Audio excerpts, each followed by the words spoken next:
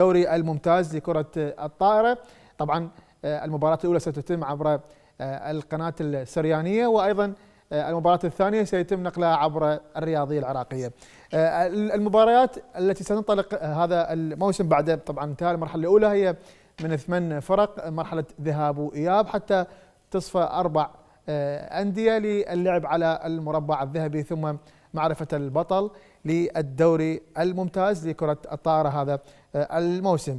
طبعا أرحب بضيوفي الكرام في الاستوديو الدكتور رياض خليل. مرحبا بك دكتور.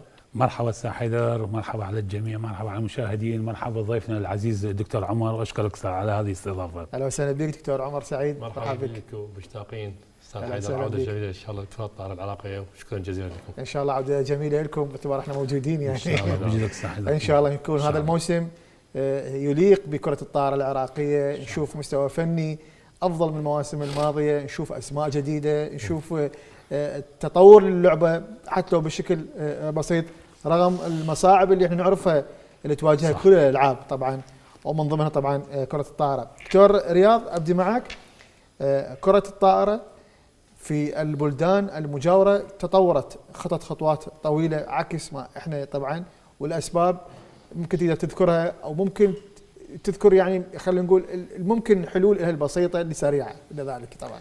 مرة ثانية أشكرك على الاستضافة، ونشكر على القناة هذه التغطية المناسبة اللي تشمل هذه لعبة كرة الطائرة من الألعاب المهمة في العراق خاصة. طبعا تعرف مثل ما تعرف احنا مشكلة بالعراق، خطة استراتيجية ما عندنا، خطة استراتيجية ما تتنفذ حتى لو ماكو تنفيذ لها. فكنا نتمنى يكون هناك خطط استراتيجية تبتدئ من البراعم، من الناشئين، من الشباب، على الأقل نصعد الفرق الرياضية بشكل صحيح ونواكب الفرق الأخرى. حيدر، المشكلة احنا بالعراق قلة المدربين، ومدربين لو شوفهم انت الدوريات هاي السنة قدامك حضرتك، لو 2 مدربين أو 3 مدربين اللي مكملين مشوارهم. بقية مدربين عندنا لو يكون جديد على اللعبة، لو يكون جديد على الفرق الرياضية، فكنا نتمنى يكون هناك مدربين جيدين قادرين أن يقودون هذه الفرق الرياضية بشكل صحيح، وخاصة الاعتناء بموضوع القاعدة الرياضية الشبابية. مهمة منه هاي. طبعا هاي مهمة الاتحاد. الاتحاد هو معني بهذا الشيء. الاتحاد هو يكلف موضوع جدا مهم، موضوع الأندية الرياضية هو الأساس. ولكن ساحدة تعرف تكون زين، الأندية ما مولي اهتمام لهذه اللعبة، الاتحاد شلون يقدر يفرض على الأندية انه لازم تهتم بهاي اللعبة؟ هو ليس فرض ساحدة، يسموه قناعة. يعني المفروض على الاتحاد يلوج الى موضوع جدا مهم، هو موضوع الانديه الرياضيه في بغداد. احنا بغداد مع الاسف الشديد الشرطه وبس، ما عندنا بعد انديه اخرى. صح. في حين كان قبل السابقه ما نحكي بالماضي، قدر ما هو عم نعزز اللي حطك طرحته بشلون نصعد الفرق الرياضيه بشكل صحيح او مستوانا بشكل صحيح. هو الفرق الرياضيه في بغداد، يعني كان فرق في بغداد من 8 إلى 10 فرق بغداد. صح. حاليا بس فريق واحد. فتقول لي شلون قناعه؟ الاتحاد هو يلم بالموضوع، يفتر على الانديه، يلتقي برؤساء الهيئات الاداريه. انا ما عندي مانع نروح وياهم بالانديه، يكون هناك تواكب صحيح، يكون خطه استراتيجيه صحيحه وضحها بمشاركه هذه الفرق الرياضيه ودعمهم من الاتحاد، دعمهم لهذه الانديه في بغداد.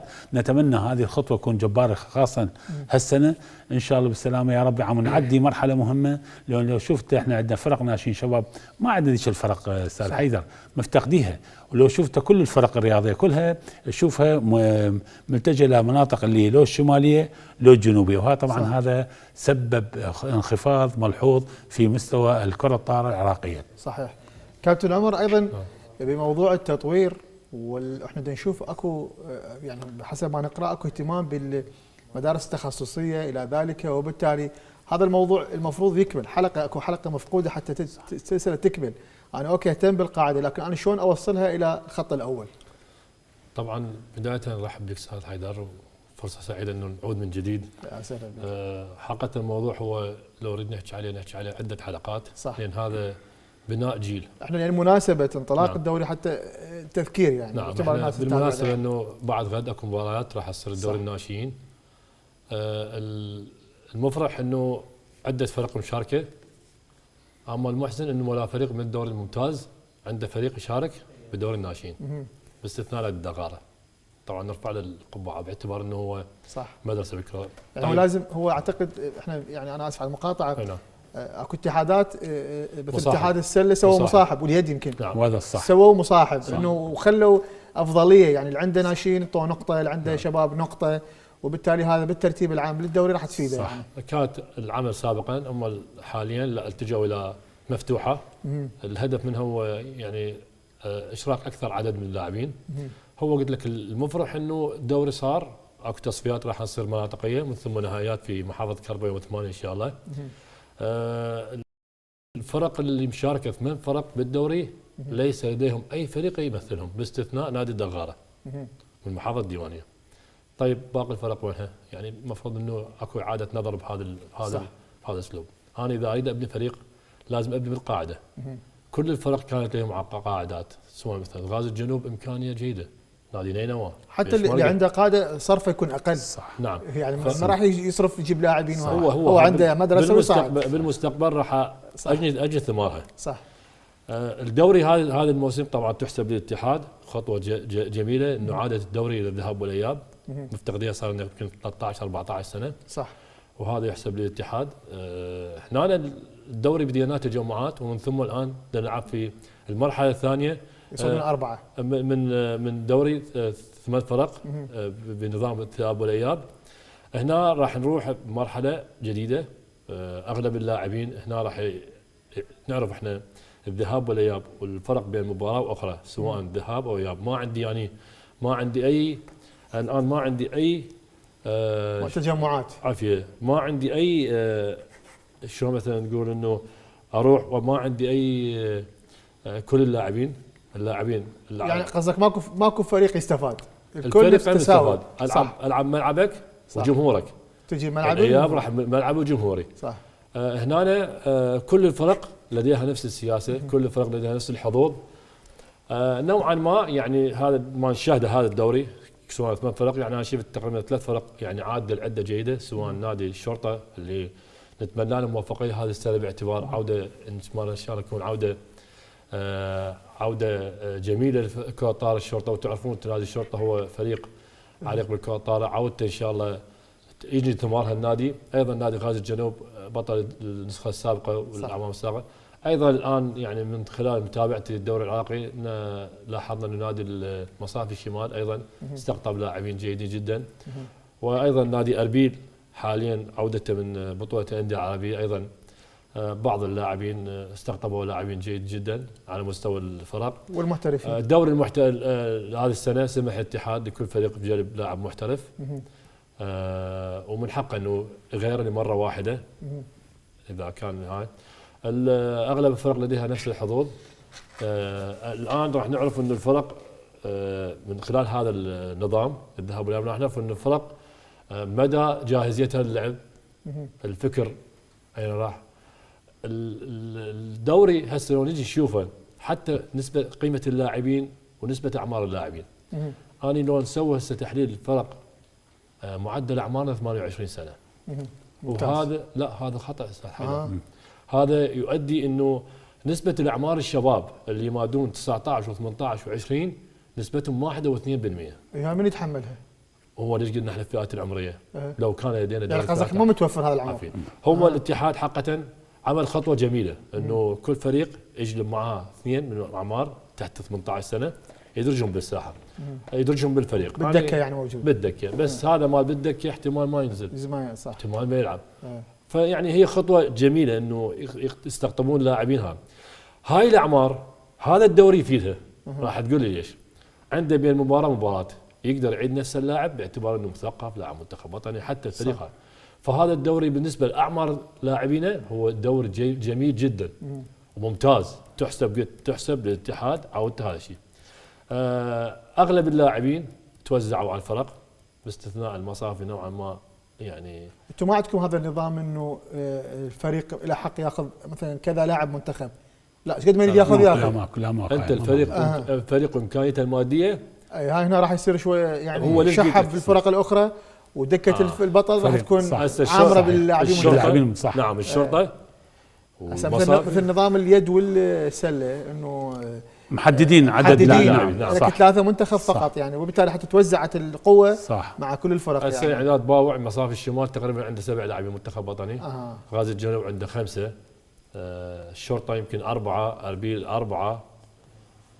بس توزعوا عدد الفرق. الباقي الفرق يعني طيب. معتمدين على اولاء يعني ابناء المحافظه. ايضا هاي نقطه ايجابيه طبعا، يعني باعتبار ان كلهم راح ياخذون عقود محترمه وراح يامنون يعني يحافظون على نفسهم. بالمقابل بها نقطه سلبيه انه القوه راح تركز في فريق واحد. صح.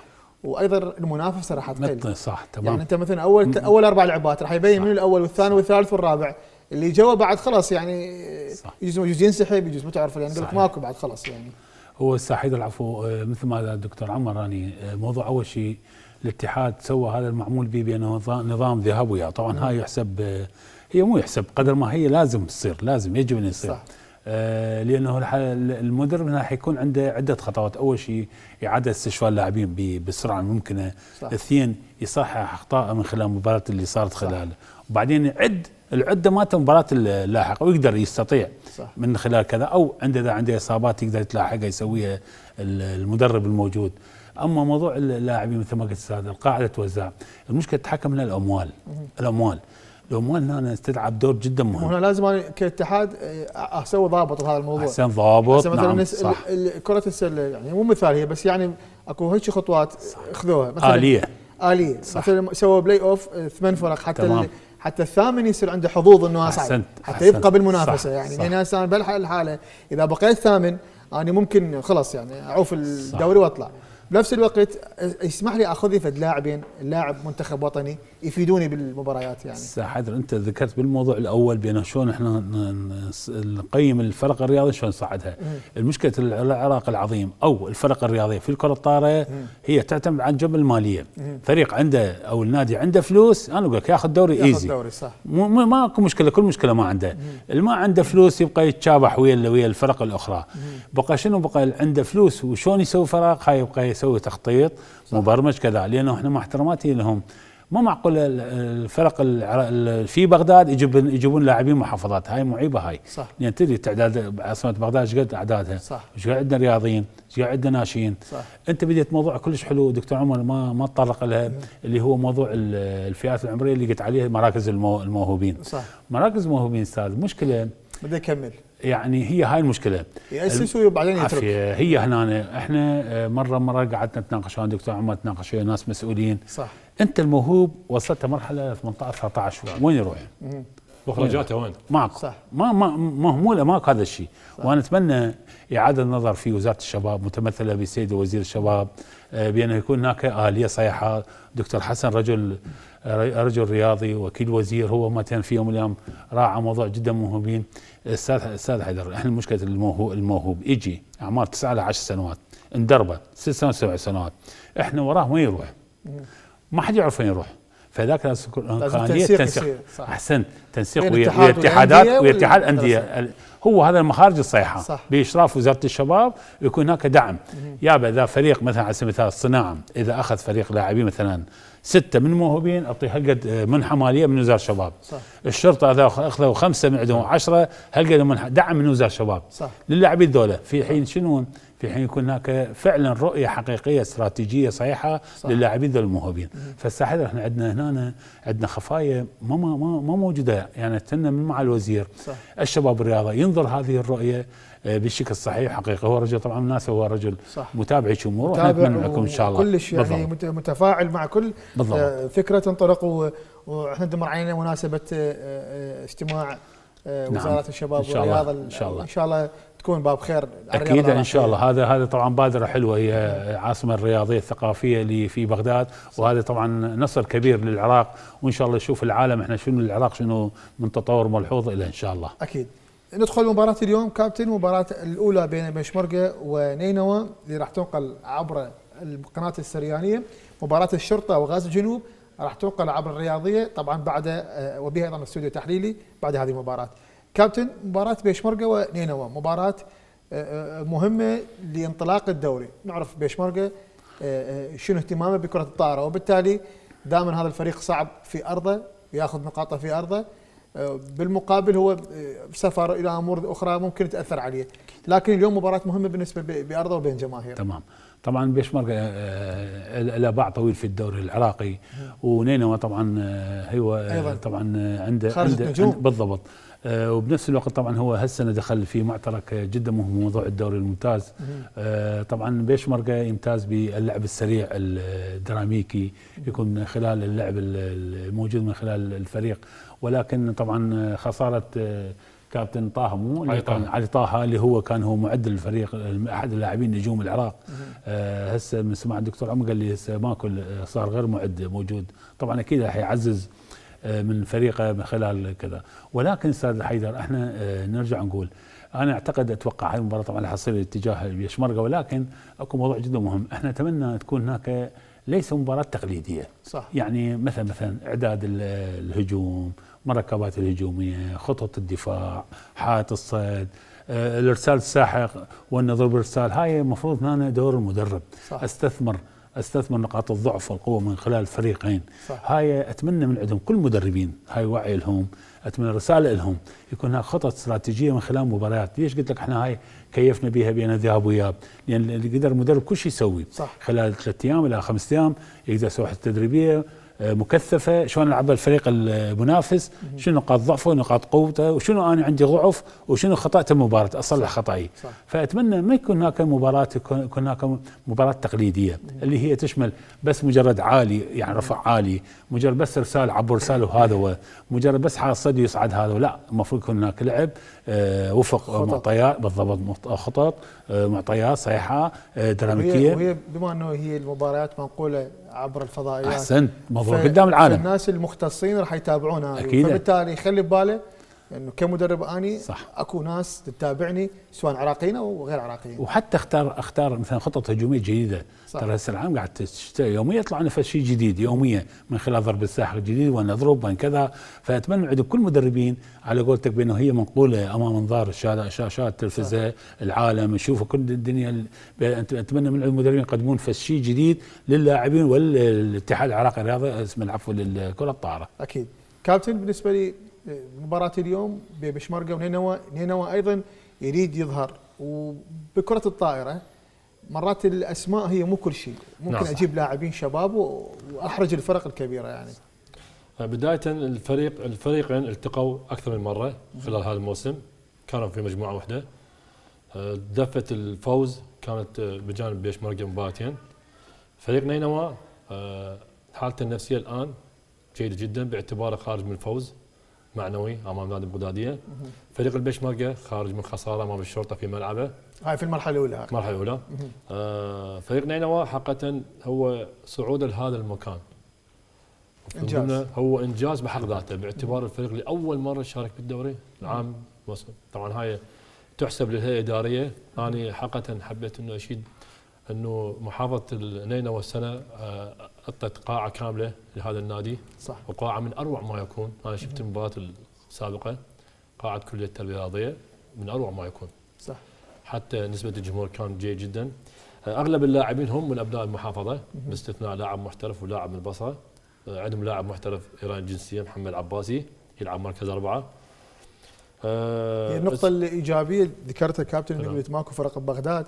النقطة الإيجابية بهذه إنه المحافظات اللي عندها فرق هي الجماهير. صح. يعني دائما ابن المحافظة يشجع فريقه. صح. سواء كان يد طائرة سلة. صح. ما دام بالقاعة وبمحافظتي تلقى القاعة موجودة. يعني هسه السنة راح نشوف 4 فرق من أروع ما يكون جمهور. نينوى في نينوى، بيشمركة في البيشمركة، صح، أربيل في أربيل، البصرة في البصرة، والدغارة في الدغارة. للعلم الدغارة ترى جمهوره فاشين شاليهم هم عندهم مباراه. صح.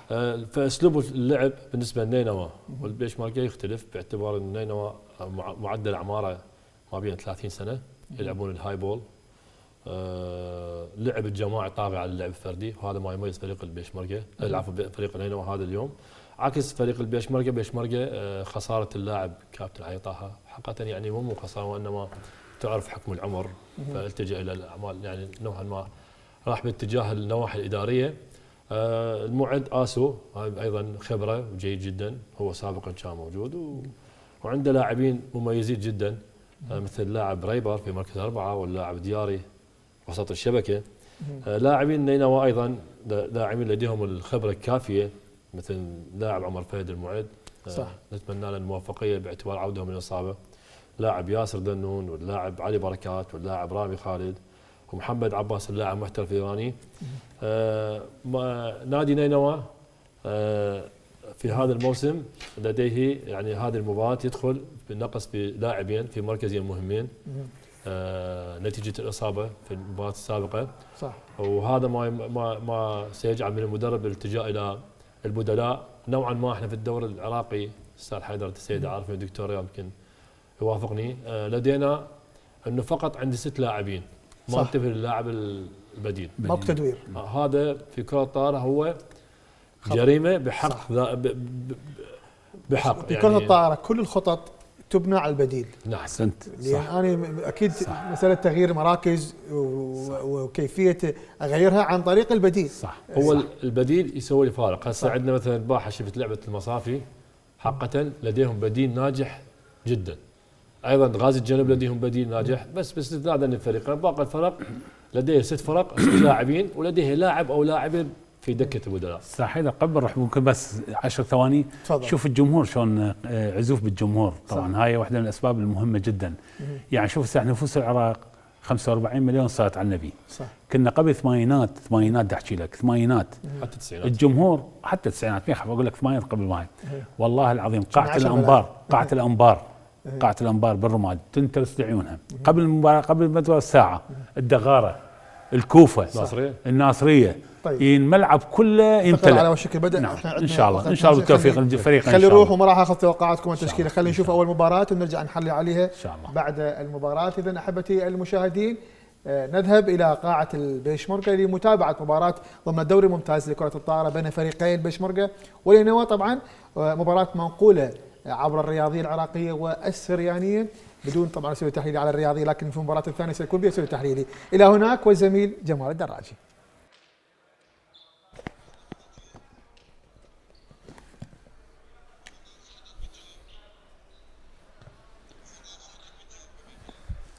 شكرا للزميل العزيز حيدر اسماعيل، شكرا لضيفيك في الاستوديو التحليلي. بسم الله الرحمن الرحيم، اسعد الله اوقاتكم بكل خير، جمعه مباركه على الجميع. نحييكم اجمل تحيه وعوده من جديد للدوري الممتاز العراقي لكره الطائره، ومن خلال مباريات الدور 8 بعد تأهل 8 أندية لهذا الدور اللي سيلعب على طريقة الذهاب والإياب. لذلك ننتظر مباراة الافتتاح أو المباراة الثانية للجولة الثانية لهذا الدور بمقابلة فريقي نادي البيشمركة وضيفه فريق نينوى في مباراة مهمة لكلا الفريقين. طبعا نينوى قادم من انتصار على حساب المقدادية ب3 أشواط مقابل شوطين، بينما فريق البيشمركة قادم من خسارة أمام الشرطة ب3 أشواط مقابل لا شيء. إذن قاعة البيشمركة هي من تضيف هذا اللقاء، لقاء مهم للفريقين. إذن البيشمركة يلعب بالأخضر من اليمين لليسار، بينما فريق نادي نينوى يلعب بالأزرق من اليسار لليمين، بانتظار انطلاق صافرة حكم المباراة اللي يقود هذا اللقاء كحكم أول زانا محمد الحكم الدولي، يساعده طبعا شوان علي حما أيضا المساعد الثاني لحكم اللقاء، وأيضا هو دولي محمد غريب المسجل، كارزان فاتح مراقب، وصلاح قادر أيضا مراقب، بينما مشرف اللقاء هو ريبوار نوري نائب الأول لرئيس اتحاد كرة الطائرة. إذا ننتظر الإعلان عن البداية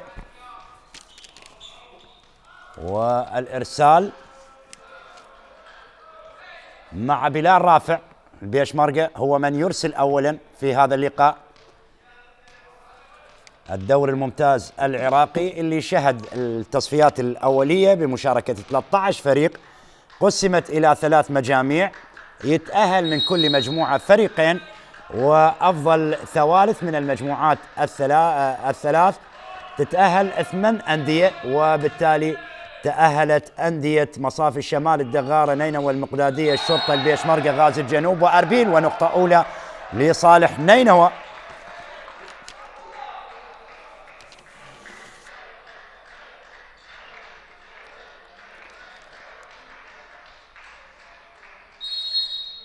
نقطة أولى لنينوى. رامي يسجل النقطة الأولى لمصلحة فريق نينوى. عملية الإرسال وهنا الضرب القوي ونقطة التعادل. نقطة التعادل للبيشمركة. نقطة التعادل للبيشمركة. 1-1 النتيجة الآن.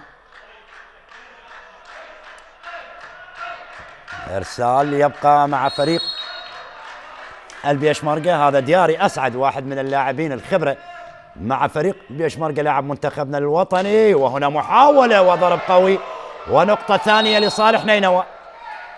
يحاول فريق نينوى الذهاب بنتيجة المباراة على حساب البيشمركة، بينما البيشمركة يريد التعويض لخسارته الماضية أمام الشرطة على هذا الملعب. وبعد هذه المباراة راح تكون مباراة كبيرة جدا ستجمع ما بين فريق الشرطة وغازي الجنوب بطل الموسم الماضي. إرسال مع نينوى، إرسال قوي وعملية استقبال عن طريق سراج علي. محاولة تبقى قائمة لنينوى، وهنا ضرب ونقطة التعادل لصالح البيشمركة. نقطة التعادل للبيشمركة. الإرسال ريبر بابا رسول على الإرسال بيشمركة، إرسال طويل عملية استقبال وهنا ضرب قوي لكن بعيدة إلى خارج الملعب، إلى خارج الملعب. النقطة الثالثة للبيشمركة. طبعا بعد فوز مصافي الشمال يوم أمس في افتتاح الجولة الثانية طبعا على المقدادية، بالتالي مصافي الشمال هو من يتصدر الدوري حاليا ب6 نقاط. وهنا إرسال بعيد إلى خارج الملعب، إلى خارج الملعب. 3-3 مصافي الشمال الآن يتصدر بعد فوزه على الدغارة وفوزه على المقدادية. 6 نقاط لمصافي الشمال، لكن لا زال حديث مبكر عن الصدارة عن اللقب. شرطة غازي الجنوب. هنا نقطة لصالح البيشمركة أمام استغراب لاعبي نينوى في هذه الأثناء. النقطة الرابعة للبيشمركة.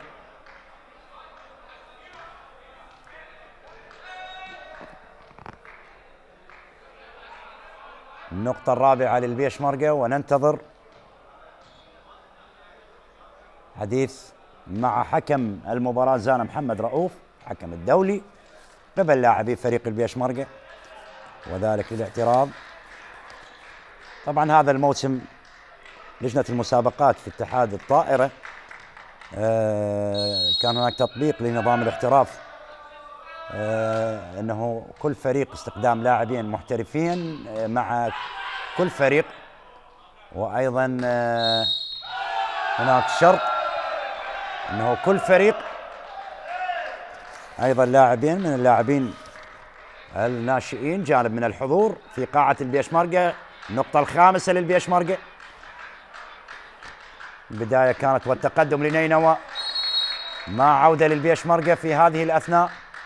إرسال إذن للبيشمركة. رابر محمد إرسال قوي وهنا ضرب قوي ونقطة لنينوى. هناك لمس، لذلك إشارة. نقطة لصالح نينوى. 5-4 النتيجة الآن. هذا صلاح كامبي المدرب لفريق البيشمركة، مدرب خبير سنوات طويلة، والعمل المتواصل للمدرب صلاح كامبي مع فريق البيشمركة. الإرسال إذن لنينوى. إبراهيم محمود استقبال ممتاز عن طريق سراج علي ومحاولة الضرب بقوة ونقطة لصالح البيشمركة. نقطة للبيشمركة. ريبر بابا رسول وضرب قوي من ريبر، هناك أسماء خبرة موجودة مع البيشمركة. النقطة السادسة تحت أنظار المدرب صلاح كامبي مدرب البيشمركة. هنا إرسال طويل، عملية استقبال. نينوى يحاول أن يقلص الفارق، لكن الفرصة سانحة للبيشمركة من أجل تحقيق هذه النقطة. لا زالت المحاولة، وهنا الضرب القوي ونقطة جديدة للبيشمركة.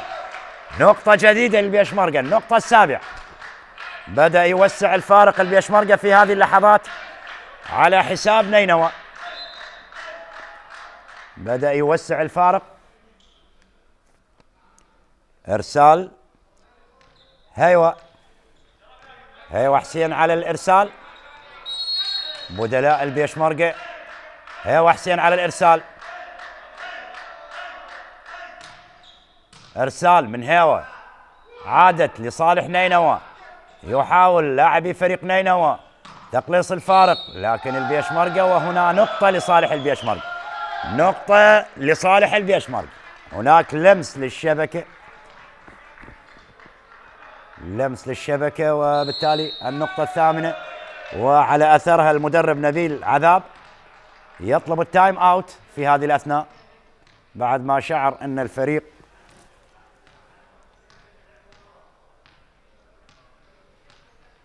بدأ يوسع الفارق بالنسبة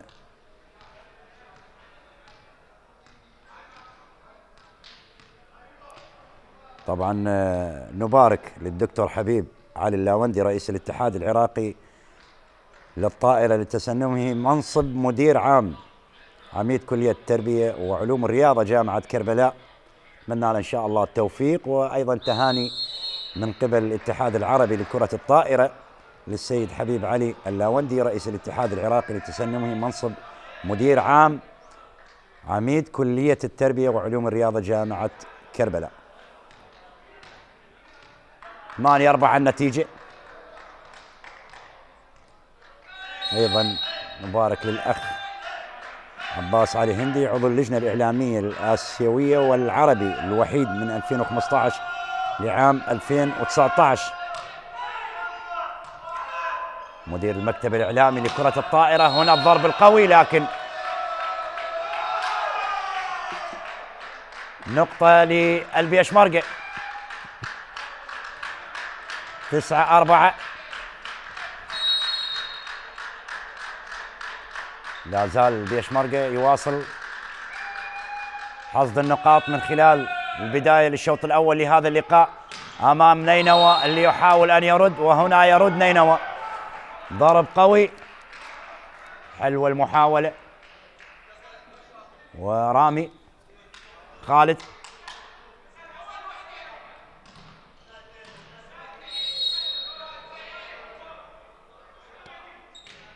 ياسين على الإرسال، عمل استقبال بيشمركة، وهنا الضرب قوي ونقطة لصالح البيشمركة.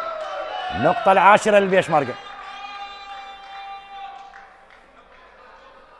بداية ممتازة للبيشمركة وأيضا لفريق نينوى. آسو عادل، آسو عادل على الإرسال. آسو عادل على الإرسال للبيشمركة. إرسال سهل للاعبي نينوى، وبالتالي يحقق النقطة فريق نينوى. يحقق النقطة فريق نينوى. جانب من الحضور الجماهيري على المدرجات لقاعة البيشمركة اللي تضيف لقاءات بطولة الدوري الممتاز العراقي. المباراة الثانية البيشمركة يلعب على ملعبه بعدما قابل الشرطة المباراة الماضية في الجولة الأولى. هنا نقطة جديدة، النقطة 11 لفريق البيشمركة. دياري أسعد مع تعليمات صلاح كامبي لا يريد أن يخسر هذا اللقاء، ونينوى قادم من انتصار على المقدادية 3-2. إرسال إذن لمصلحة محمد حمد. محاولة نينوى، عملية الاستقبال. سراج هيئ وضرب قوي ونقطة لصالح البيشمركة. النقطة الثانية عشر للبيشمركة. عمل ممتاز لسراج علي لاعب الليبرو لفريق البيشمركة.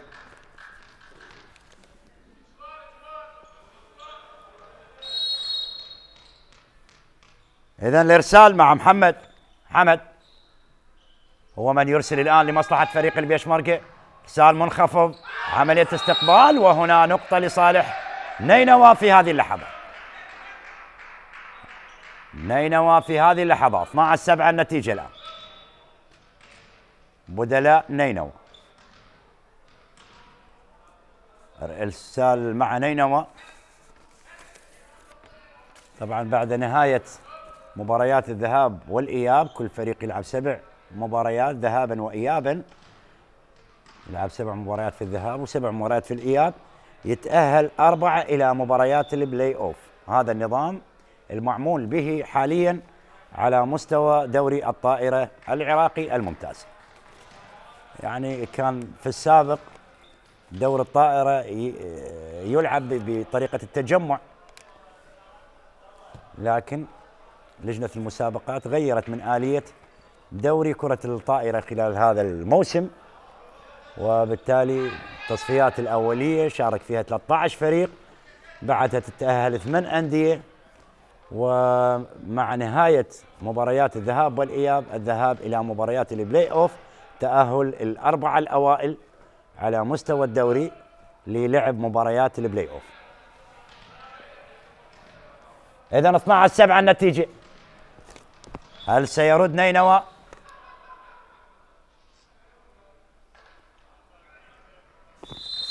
الحكم الثاني شوان علي حمد، والحديث مع حكام الطاولة. إذن الإرسال لنينوى، إرسال خاطئ، نقطة لصالح البيشمركة. 13-7. أغلب لاعبي البيشمركة من سنوات طويلة، نتحدث عن دياري أسعد، آسو عادل، رابر محمد، ريبر بابا رسول، هيو حسين، يعني أسماء لمواسم عديدة موجودين مع فريق البيشمركة. وهنا محاولة البيشمركة وخطأ من قبل لاعبي نينوى، ونقطة جديدة. 14-7 إن شاء الله بالسلامة لإبراهيم محمود الليبرو. إصابة إن شاء الله بالسلامة، ما نتمنى تكون إصابات للاعبي الفريقين من خلال هذه المباراة. مباراة مهمة لكلا الفريقين. طبعا من خلال الجولة الأولى نينوى فاز على المقدادية والشرطة فاز على البيشمركة. مباراة مصاف الشمال فاز على الدغارة، وأجلت مباراة غازة الجنوب مع أربيل بسبب ارتباط نادي أربيل في البطولة العربية اللي أقيمت في قطر. لكن هذه الجولة غازة الجنوب بعد هذه المباراة يقابل الشرطة في أولى مباريات غازة الجنوب وثاني مباريات الشرطة من خلال هذا التجمع. إذن 14-7 النتيجة إن شاء الله بالسلامة. هذا اللاعب عبد الله أنور اللاعب الليبرو لفريق نينوى، مع توجيهات صلاح كامبي مدرب فريق البيشمركة للاعبيه مواصلة المشوار بداية وحسم نتيجة الشوط الأول يعطيه الفرصة. يعني من الجيد والجميل كما تحدث الزملاء في الاستوديو التحليلي حول أن فريق نينوى وصوله إلى هذه المرحلة هو مكسب لهذا الفريق. عودة رياضة نينوى الموصل إلى الواجهة من جديد على مستوى الألعاب، كرة القدم، الطائرة واليد. موجود فريق الفتوة، وهنا محاولة وبلوك ممتاز لفريق البيشمركة. بلوك ممتاز لفريق البيشمركة. وحسين ونقطة لفريق البيشمركة. أول بلوك ناجح في المباراة لفريق البيشمركة، وهذا دياري أسعد على الإرسال. إرسال ناجح من دياري، إرسال ناجح من دياري. إرسال ناجح. كان يتوقع لاعبي نينوى أن الكرة خارج.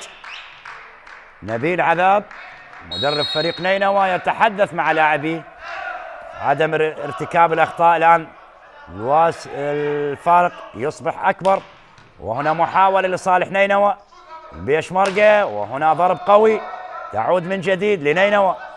عمل استقبال وعادها، محاولة لا زالت قائمة. هل ينهيها البيشمركة بالضرب القوي؟ لكن لا زال صمود لاعبي نينوى من أجل إنقاذ هذه النقطة. محاولة وهنا ضرب قوي، لكن هذه المرة ينجح البيشمركة. ينجح البيشمركة. صعبة كانت على رامي خالد. صعبة كانت على رامي خالد. ونقطة أخرى. فارق يتسع إلى 10 نقاط للبيشمركة على حساب نينوى. وهذا دياري أسعد على الإرسال. دياري إرسال طويل من الدياري. عادت من جديد نينوى. تعود للبيشمركة وهنا نقطة لصالح. اعتقد حمل للكرة أو لمس الكرة مرتين، لذلك النقطة تحتسب لصالح نينوى. النقطة الثامنة لنينوى. النقطة الثامنة لنينوى. هذا سراج علي، أيضا واحد من أسماء الخبرة مع فريق البيشمركة. سراج علي. سراج إبراهيم. خاطئة. ونقطة لصالح البيشمركة. 18-8. 18-8. ريبر بابا رسول. ريبر بابا رسول.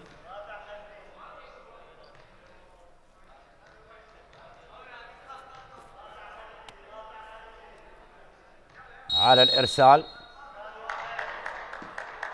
ريبر هو من يرسل. إرسال منخفض. عمل استقبال. إعداد. هنا يعيدها لاعبي فريق البيشمركة. محاولة مستمرة قرب الشبكة. فريق نينوى يعاني، لذلك صعب الوصول إلى النقاط بالنسبة لفريق نينوى على حساب البيشمركة. وهنا ضرب قوي، لكن يعيدها عبد الله أنور الليبرو. محاولة تستمر، والبيشمركة يحاول مرة أولى وثانية وثالثة، لكن لم ينجح لغاية الآن أي من الفريقين لحسم هذه النقطة. محاولة سراج يعيدها في ملعب نينوى. المحاولة تستمر وإلى الخارج. إلى الخارج. نقطة 19. كان قريب فريق نينوى من أجل حسم هذه النقطة، لكن أضاعها بسهولة، وضاعت الفرصة لنينوى لتسجيل نقطة 9 أمام استغراب من المدرب نبيل عذاب مدرب فريق نينوى حول ضياع هذه النقطة. إرسال عن طريق ريبر بابا رسول. هذه نقطة لنينوى. 19-9 النتيجة. النقطة 9 لنينوى.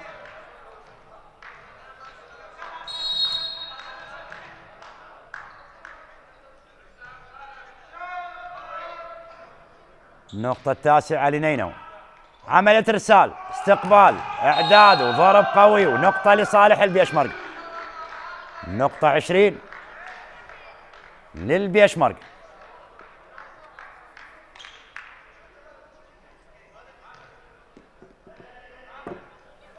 النقطة 20 للبيشمركة. رابر محمد. إرسال قوي من رابر. عمل استقبال، إعداد بيشمركة. محاولة لنينوى. عائدة يحاول يكسب الوقت مع هذه النقطة، وداخل الملعب. داخل الملعب. 21-9. أصبح الفارق كبير بعدما بدأ نينوى بأول نقطة في هذا الشوط، لكن سرعان ما عاد البيشمركة وبدأ يحقق النقاط على التوالي على حساب نينوى. وهنا عمل استقبال وبلوك ناجح لفريق البيشمركة. إذن يعاني كما تحدثنا فريق نينوى قرب الشبكة، وهنا صلاح كامبي أكيد هو راضي عن أداء فريقه. يقترب فريق البيشمركة من حسم نتيجة الشوط الأول على حساب نينوى في هذا اللقاء. عملية استقبال تعود البيشمركة، عملية إعداد قريبة للشبكة، قوية، ونينوى النقطة العاشرة لنينوى. النقطة العاشرة لنينوى 22-10. اعتقد عمر فهد. إذن الإرسال لياسر ذنون، إرسال من ياسر ذنون، عملية استقبال، ضرب قوي، ونقطة جديدة لفريق البيشمركة. نقطة جديدة لفريق البيشمركة. 23-10. 23-10. هذا سراج.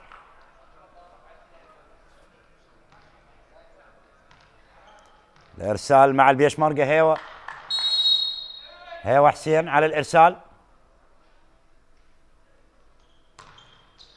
إرسال طويل من هيوا، عملية استقبال، إعداد من عمر فهد، ونقطة لصالح نينوى.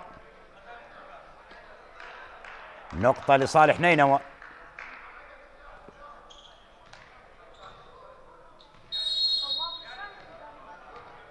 هذا حيدر علي على الإرسال لنينوى، عمل استقبال بيشمركة، إعداد ضرب قوي، ونقطة للبيشمركة. سيت بوينت، نقطة الشوط مع البيشمركة، نقطة الشوط الأول لهذا اللقاء. بداية ممتازة للبيشمركة من خلال الشوط الأول على حساب نينوى. والإرسال من أيمن محمود، لكن إرسال خاطئ من أيمن. إرسال خاطئ من أيمن. إذن يعود علي بركات بخروج عبد الله أنور اللاعب الليبرو.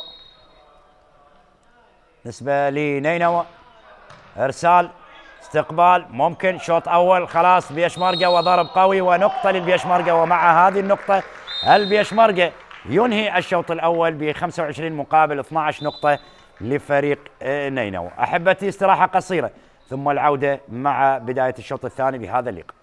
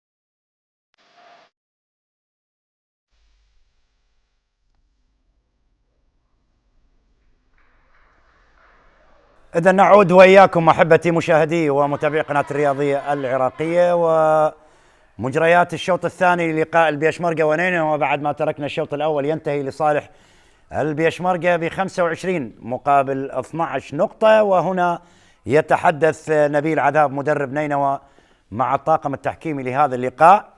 لذلك الآن بدأ البيشمركة يلعب من اليسار لليمين بألوانه الخضراء والزرقاء، من اليمين لليسار فريق نينوى. والبداية للشوط الثاني مع الإرسال لفريق نينوى، يحاول من خلال الشوط الثاني العودة للمباراة فريق نينوى، بينما فريق البيشمركة يحاول أن يعزز فوزه في الشوط الأول بشوط آخر، وبالتالي يصعب المهمة تماما على نينوى إذا ما حقق الفوز في الشوط الثاني فريق البيشمركة. عمر فهد على الإرسال لصالح نينوى بانتظار البداية للشوط الثاني. عمر فهد على الإرسال، هل نشاهد ردة فعل نينوى من خلال الشوط الثاني؟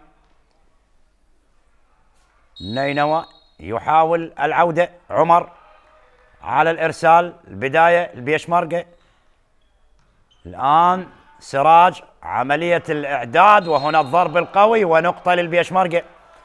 ضرب قوي كان من ريبر بابا رسول، ريبر بابا رسول، والنقطة الأولى للبيشمركة. ضرب قوي من ريبر، أكيد الخبرة تتفوق، خبرة لاعبي فريق البيشمركة، وأيضا كان دائما ما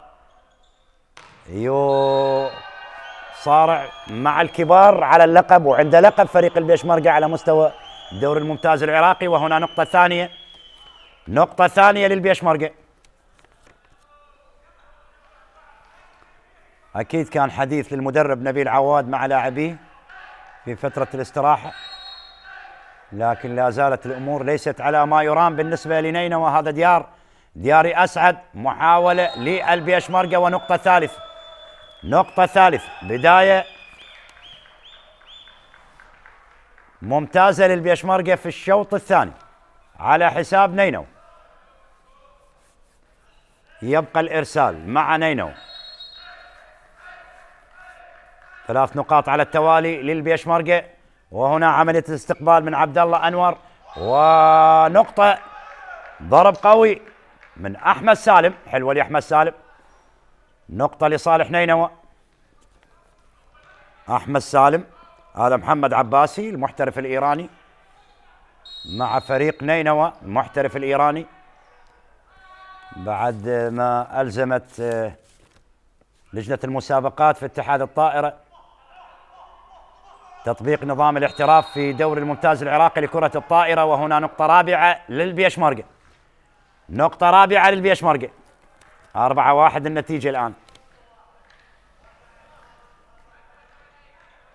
شوط أول أنهاه البيشمركة بفارق كبير، والآن يحاول أيضا أن يبتعد بنتيجة الشوط الثاني على حساب نينوى.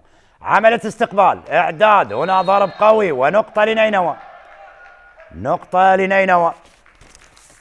حلوة كانت المحاولة عن طريق اللاعب ياسر ذنون، ياسر، والنقطة الثانية والإرسال علي بركات، علي بركات هو من يرسل الآن لمصلحة فريق نينوى. إرسال طويل من ياسر، محاولة البيشمركة، هل يتمكن من الوصول إلى هذه النقطة؟ ضاعت على نينوى، ضاعت على نينوى. نقطة خامسة، نقطة خامسة للبيشمركة. 5-2 الآن النتيجة. هل يتمكن من تحقيق انتصار الأول بيشمركة خلال دور ربع النهائي؟ وهنا الأخطاء لا زالت موجودة لدى لاعبي نينوى، ونقطة سادسة للبيشمركة، نقطة سادسة للبيشمركة.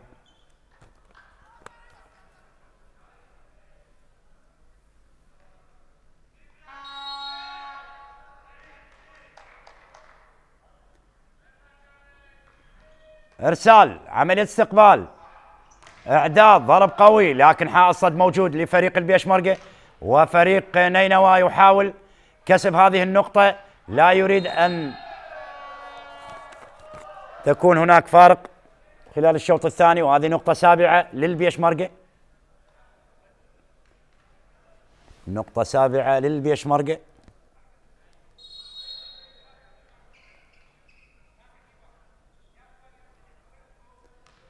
إرسال منخفض لفريق البيشمركة، وعملية استقبال وإعداد ضرب موجود، لكن أيضا يتفطن لاعبي البيشمركة، وهنا نقطة ثامنة. نقطة ثامنة.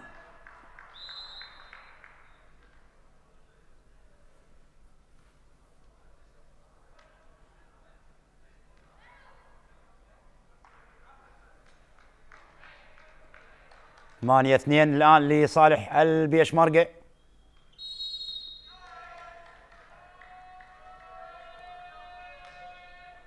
رابر محمد على الإرسال، عملية استقبال، إعداد ولمس. كان هناك لمس، ونقطة ثالثة لنينوى. نقطة ثالثة لنينوى. حيدر علي على الإرسال، عملية استقبال من سراج، وإعداد وضرب قوي، ونقطة لنينوى. نقطة لنينوى أمام اعتراض لاعبي البيشمركة. هناك لمس، لكن أعتقد ما كان هناك لمس، لذلك النقطة الرابعة لنينوى، والنقطة الثانية على التوالي لنينوى على حساب البيشمركة. عملية الإرسال، استقبال بيشمركة، ارتقاء وضرب قوي، ونقطة تاسع. نقطة تاسع. ريبر بابا رسول يرسل كرة قوية في ملعب نينوى، والنقطة التاسعة. النقطة التاسعة للبيشمركة. هذا هو حسين، هو من يرسل الآن. جمهور المحب للعبة كرة الطائرة ومحبين لفريق البيشمركة، هذه القاعة اللي دائما كانت تمتلئ بالمحبين وعشاق نادي البيشمركة، لكن عزوف حضور الجماهير. نقطة خامسة لنينوى، 9-5. نقطة خامسة لنينوى، والإرسال مع ياسر ذنون. ياسر ذنون يرسل، إرسال مباشر، ونقطة لنينوى. نقطة سادسة لنينوى. بدأ يقترب نينوى في هذه الأثناء. الإرسال لياسر ذنون، إرسال ثاني، هل سيكون ناجح؟ سراج، عملية الإعداد، هنا الضرب، وهنا نقطة لصالح البيشمركة. نقطة 10 للبيشمركة. نقطة 10 للبيشمركة. 10-6. 10-6 النتيجة.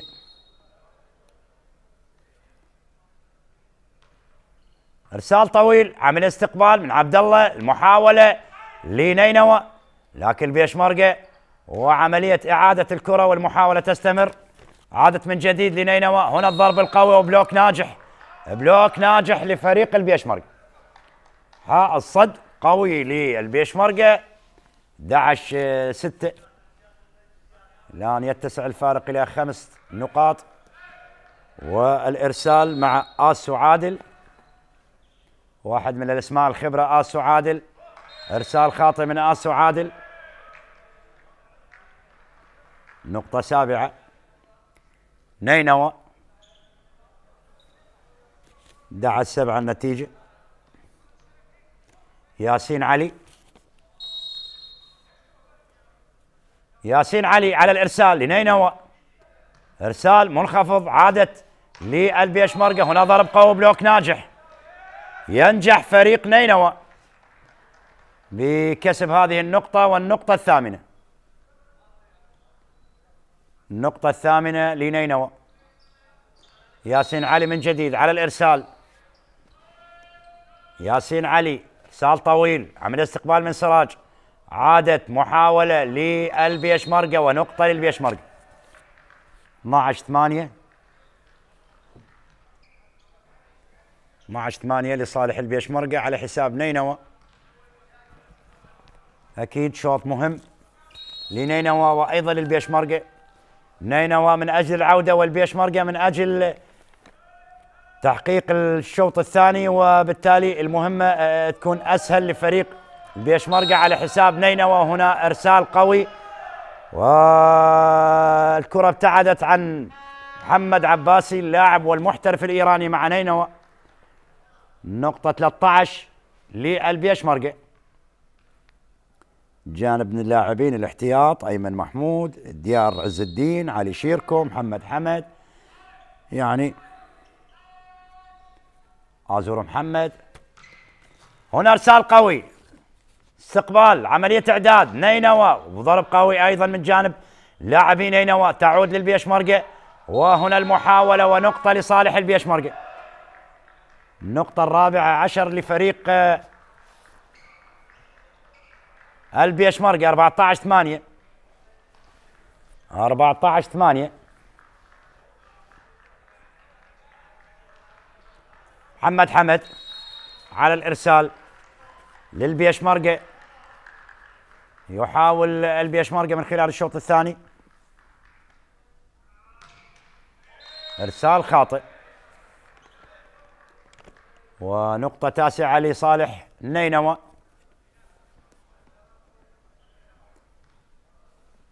نقطة 9 لنينوى.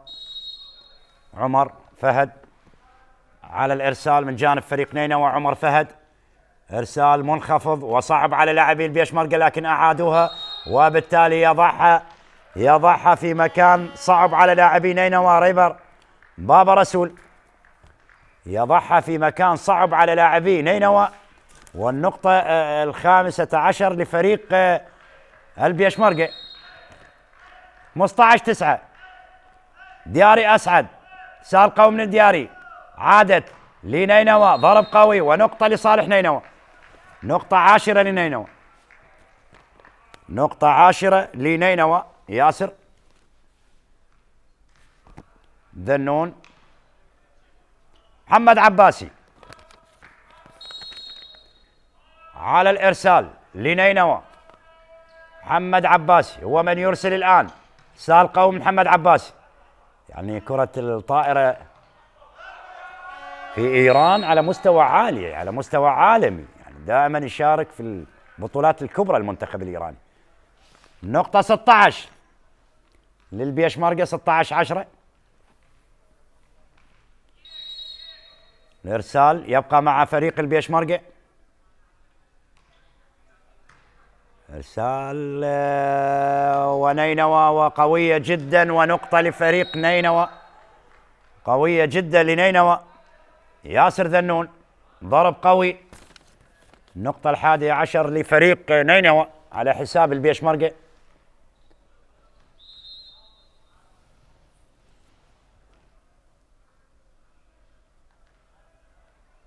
إذن بعض التغييرات على مستوى التشكيل. المدرب نبيل عذاب يغير.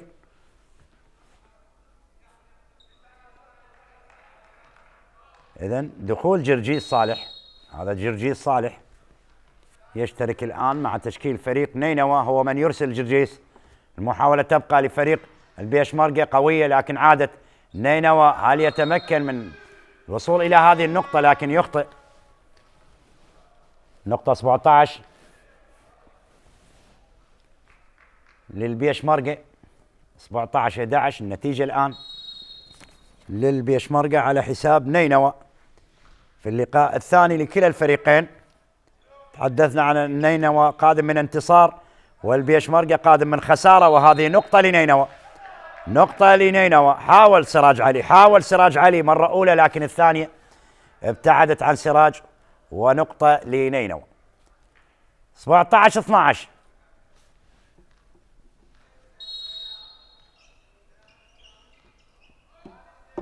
الإرسال مع فريق نينوى.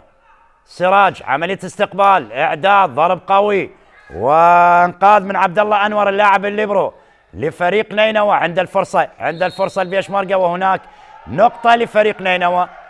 اعتبرها حكم المباراة لمس للشبكة. لذلك نقطة لنينوى. 17-13 قلص الفارق إلى 4 الآن نينوى. والإرسال مع حيدر علي. هل يتمكن من العودة نينوى؟ حيدر علي إرسال، عمل استقبال، إعداد قوية جدا. ونقطة للبيشمركة. نقطة للبيشمركة. هيوة وارتقاء أكثر من رائع. وكرة بايب من هيوة حسين يضعها بقوة. والنقطة 18 الآن للبيشمركة، 13 لنينوى. الإرسال مع هيوة حسين. إرسال، عمل استقبال من عبد الله أنور. ليبرو تعود من جديد. أصبحت سهلة لفريق البيشمركة، ممكن يحسم هذه النقطة. صراع قرب الشبك ما بين لاعبي الفريقين. عادت من جديد للبيشمركة مرة أولى وثانية، ونقطة للبيشمركة. نقطة 19 للبيشمركة.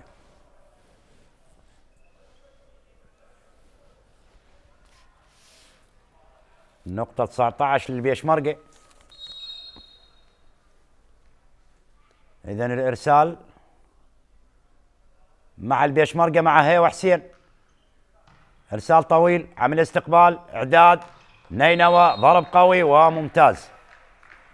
ممتاز جدا ياسر ذنون. قوية كانت من ياسر ذنون، واحد الأسماء المهمة مع تشكيل فريق نينوى. ياسر ذنون. نقطة 14 لفريق نينوى، 19 للبيشمركة. ياسر هو من يرسل الآن. فارق 5 نقاط. إرسال طويل من ياسر، عمل استقبال بيشمركة واعداد. هنا المحاولة تستمر، تعود من جديد بيشمركة. سراج، اعداد قوي وضرب قوي، لكن عبد الله انقاذ لهذه المحاولة. سراج يعيدها وعملية اعداد. هنا الضرب من جديد مرة أولى وثانية وثالثة. نينوى يقترب والبيشمركة أيضا يقترب. نقطة طويلة وتبادل طويل ما بين لاعبي الفريقين. وأخيرا تحسم النقطة لصالح البيشمركة. تحسم النقطة لصالح البيشمركة بعدما حاول لاعبي نينوى الوصول لهذه النقطة والاقتراب أكثر من البيشمركة، لكن في الأخير البيشمركة هو من يحسم النقطة 20-14 ويوسع الفارق إلى 6 نقاط. الإرسال من آسو عادل، محاولة لنينوى، عملية الضرب والإعداد. هنا ضرب قوي ونقطة لصالح البيشمركة داخل الملعب.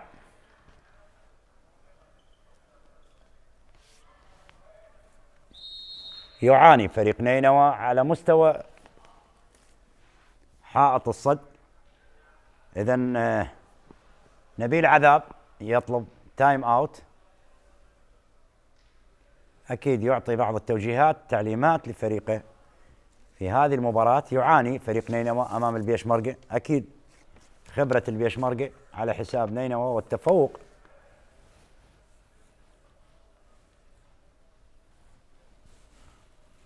وصوله إلى هذه المرحلة هو طبعا شيء جيد يحسب لفريق نينوى والكادر التدريبي، أنه وصوله مع الثمانية الكبار على مستوى مباريات المربع الذهبي. لكن أعتقد أن الأمور ستكون في مباريات البلاي أوف وراح تكون محصورة ما بين أندية أربيل، الشرطة، غازي الجنوب، البيشمركة، مصاف الشمال. ممكن أن يدخل على الخط مع الأربعة، يعني هذه الفرق اللي لكن يستبعد الدغارة والمقدادية ونينوى أكيد من التنافس والوصول إلى المربع والبلاي أوف. هنا نقطة لفريق البيشمركة 22-14. أيضا يقترب البيشمركة لحسم الشوط الثاني.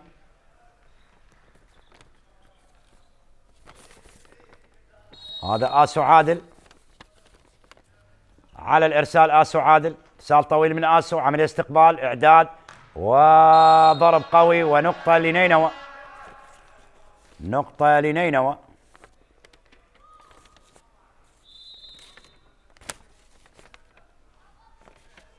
محمد عباسي المحترف الإيراني، ونقطة لنينوى. 22-15. الإرسال مع رامي خالد كابتن فريق نينوى. رامي عملية إعداد استقبال، أوه حلوة اللق. نقطة في غاية الذكاء من لاعب خبير هو دياري أسعد، لاعب خبير عنده تجربة طويلة مع أندية، مع البيشمركة، مع منتخبنا الوطني. دياري أسعد. نقطة 23 لصالح البيشمركة. نقطة 23. الإرسال مع محمد حمد، هو من يرسل الآن. محمد، إرسال قوي من محمد حمد، حاول لاعبي نينوى. ونقطة لفريق البيشمركة. النقطة 24. ونقطة الشوط مع البيشمركة. سيت بوينت. نقطة الشوط مع فريق البيشمركة. تحسن أداء نينوى بعض الشيء في الشوط الثاني. هنا إرسال قوي وعملية استقبال، فرصة سانحة. البيشمركة عملية الإعداد، وسراج عملية الإنقاذ، تعود من جديد. هنا ضرب قوي ونقطة لفريق البيشمركة، وينهي من خلاله الشوط الثاني أيضا ب 25 مقابل 15، بعدما أنهى الشوط الأول ب 25 مقابل 12. إذن شوطين لفريق البيشمركة مقابل لا شيء لنينوى. أحبة استراحة قصيرة ثم العودة مع الشوط الثالث لهذا اللقاء.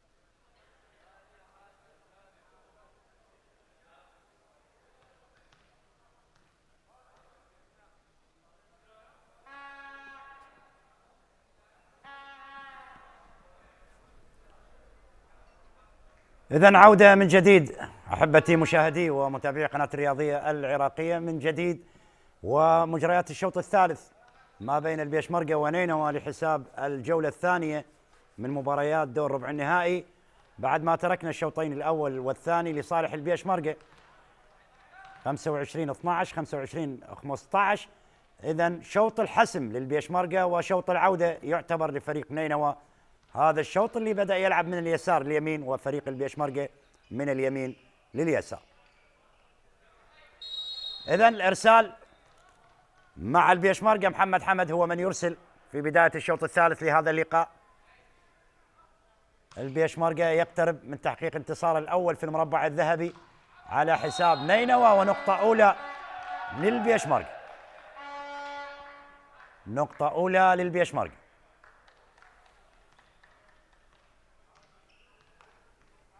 سال استقبال، وبالتالي حاء الصد ممتاز لفريق البيشمركة ليحقق النقطة الأولى من خلال الشوط الثالث لهذا اللقاء.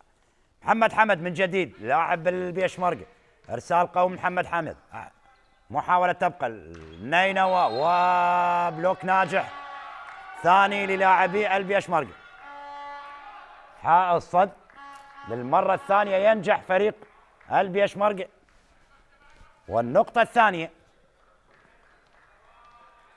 النقطة الثانية ومحمد حمد على الإرسال.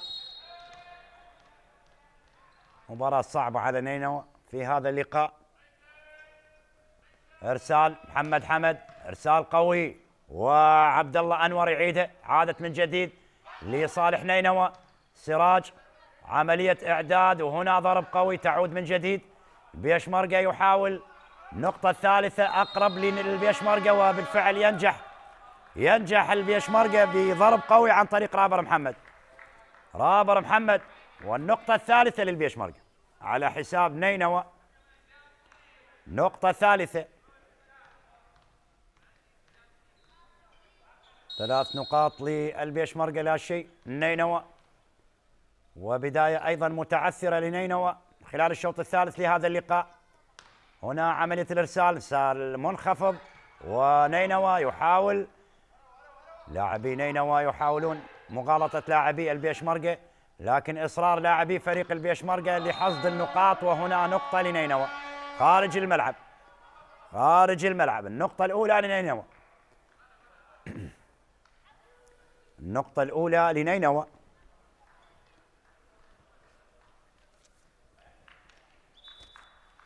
ثلاثة بيشمركة، نقطة لنينوى. علي بركات مع توجيهات صلاح كامبي مدرب فريق البيشمركة. هنا علي بركات على الإرسال. فقط الشوط الأول تقدم بنقطة فريق نينوى، بعد ذلك بدأ فريق البيشمركة لتحقيق النقاط. هنا قرب الشبكة عملية الإعداد والإرسال، يبقى مع فريق نينوى في محاولة الوصول إلى النقطة الثانية، وينجح نينوى بحصد النقطة الثانية. رامي خالد لاعب الخبرة، نقطة ثانية لنينوى.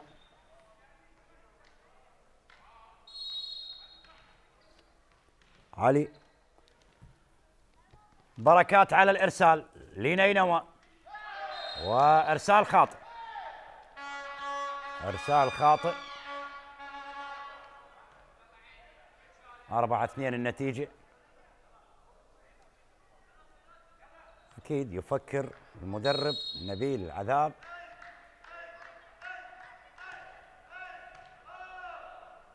محاولة نينوى، ضرب قوي ونقطة ثالثة. حلوة اللقطة، حلوة المحاولة.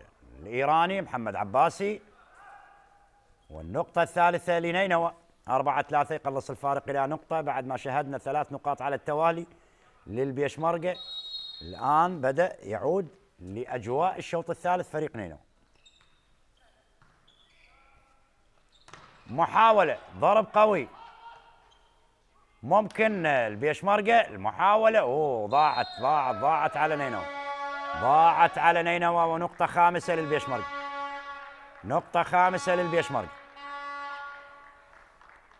5-3 النتيجة الآن للبيشمركة على حساب نينوى.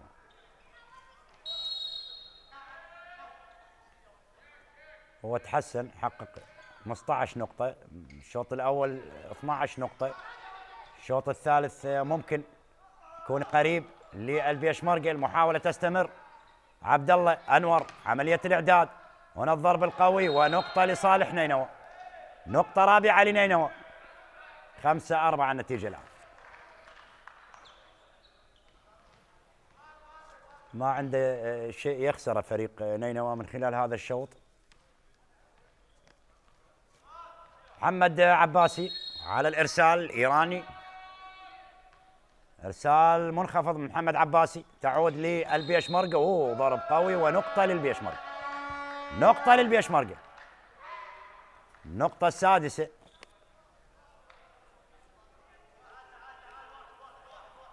6-4 النتيجة الآن.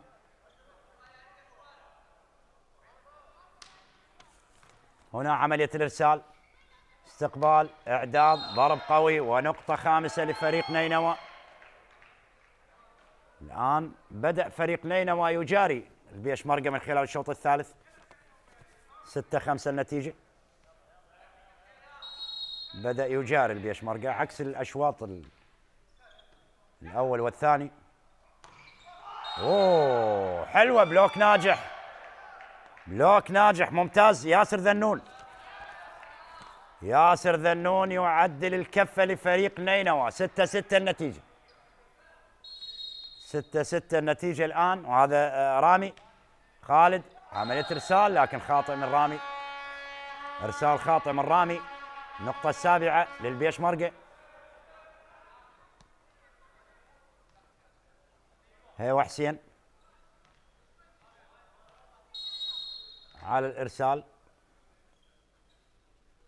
هيوا حسين لاعب البيشمركة هو من يرسل الآن. هيوا عملية استقبال، إعداد، نينوى ونقطة لنينوى، نقطة لنينوى. 7-7 النتيجة، 7-7 النتيجة الآن. حيدر علي على الإرسال لنينوى، سال لحيدر، عمل استقبال، إعداد البيشمركة، ضرب قوي وإنقاذ من قبل لاعبي نينوى، لكن لم تستمر المحاولة للاعبي نينوى. ونقطة ثامنة للبيشمركة، نقطة ثامنة للبيشمركة رغم محاولة لاعبي فريق نينوى إنقاذ هذه النقطة، لكن كانت صعبة، كانت صعبة. هذا آسو عادل، آسو عادل على الإرسال لصالح البيشمركة. 8-7. هنا عملية إرسال، استقبال، إعداد، ضرب قوي ونقطة التعادل، نقطة التعادل لنينوى. 8-8، 8-8. الشوط الثالث تحسن أداء فريق نينوى، تحسن أداء فريق نينوى. ياسر على الإرسال، ياسر ذنون، وإرسال خاطئ. هذا ليس وقت الإرسالات الخاطئة يا ياسر، ليس وقت الإرسالات الخاطئة يا ياسر، بالتالي يضيع هذه النقطة ياسر. 9 بيشمركة، 8 نينوى. فارق ليس بكبير كما شاهدناه في الأشواط الماضية الأول والثاني. الشوط الثالث أداء فريق نينوى يتحسن. هنا عملية استقبال وإنقاذ من أنور ومحاولة، وهنا ضرب قوي ونقطة لصالح البيشمركة، نقطة 10 للبيشمركة. 10-8 أمام ردة الفعل الصغار والكبار الموجودين على مدرجات قاعة البيشمركة في السليمانية، محبي البيشمركة ومحبي كرة الطائرة. 10-8 الإرسال مع محمد حمد لصالح فريق البيشمركة، إرسال قوي من محمد حمد، عملية استقبال، إعداد، محاولة تبقى قائمة قرب الشبكة. فريق نينوى يحاول تحقيق هذه النقطة، لكن أصبحت أقرب لفريق البيشمركة عملية الإعداد، وهنا نقطة لصالح البيشمركة، نقطة للبيشمركة. 11-8. لاحظ الصغار فرحين يعني الطفولة والبراءة إذن نبيل عذاب يطلب التايم أوت، مدرب فريق نينوى، لإعطاء بعض التوجيهات، لأنه شعر بأن فريقه بدأ يتحسن في الشوط الثالث المدرب نبيل عذاب، لكن أيضا عاد فريق البيشمركة وحقق الأفضلية على حساب نينوى، والفارق 3 نقاط، فارق كبير. الشوط الأول كان هناك 13 نقطة، الشوط الثاني 10 نقاط. هذا الشوط لغاية الآن فارق 3 نقاط لصالح البيشمركة، 11-8 على حساب نينوى. في مباراة الفريقين الثانية الجولة الأولى البيشمركة خسر من الشرطة 3-0، بينما نينوى حقق الفوز على المقدادية ب3 أشواط مقابل شوطين. فريق قادم من انتصار وفريق قادم من خسارة، لكن الآن المنتصر يتأخر أمام الخاسر في المباراة الأولى البيشمركة. محاولة البيشمركة عند الفرصة لتحقيق هذه النقطة، ضرب قوي، عملية استقبال، إعداد لمصلحة فريق نينوى، محاولة قائمة وهذه المرة خارج الملعب ونقطة لنينوى. كانت الفرصة للبيشمركة توسيع الفارق، لكن ضاعت على البيشمركة.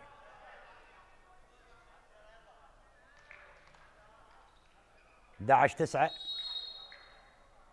نينوى، والنقطة التاسعة. عملية الإرسال بيشمركة، إعداد، ضرب قوي داخل الملعب، داخل الملعب، نقطة للبيشمركة. النقطة 12 لفريق البيشمركة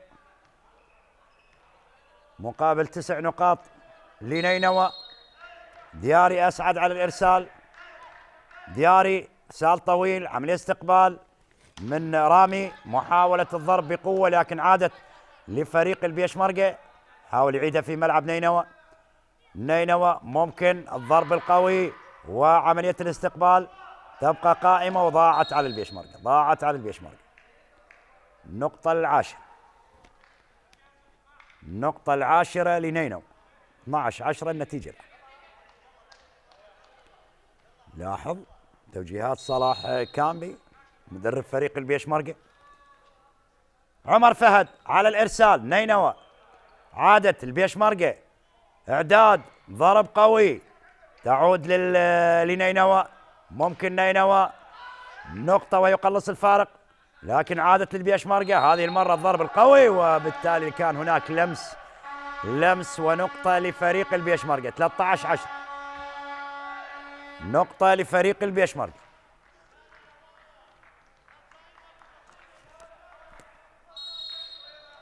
ريبر بابا رسول على الإرسال للبيشمركة، استقبال من عبد الله أنور، عملية إعداد، ضرب قوي، بلوك ناجح لفريق البيشمركة، هنا قوية لكن صعبة جدا على لاعب سراج علي، ومرت ونقطة.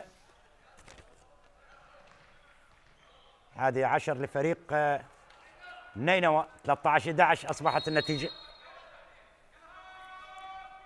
نقطة لنينوى. محمد عباسي ارسال خاطئ من محمد عباسي، ونقطة لفريق البيشمركة.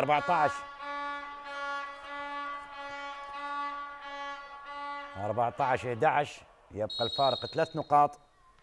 رابر محمد على الإرسال، رابر استقبال، عملية إعداد، ونينوى تعود من جديد إلى البيشمركة، أيضا بلوك ناجح لفريق نينوى، وهنا عملية الإعداد، سراج، عملية إنقاذ، إعداد وضرب قوي، ونقطة لفريق البيشمركة.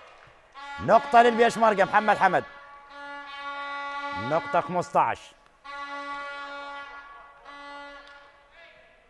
النقطة 15 للبيشمركة مقابل 11 لنينوى. الشوط الثالث شوط الحسم للبيشمركة وشوط العودة لنينوى.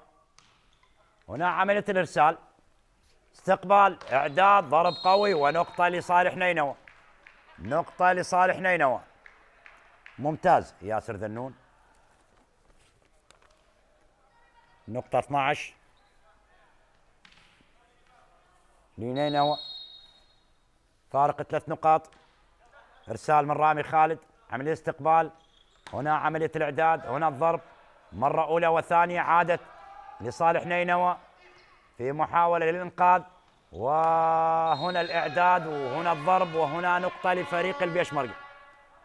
نقطة لفريق البيشمركة. ريبر بابا رسول 16 12. هيوا حسين، هيوا على الإرسال.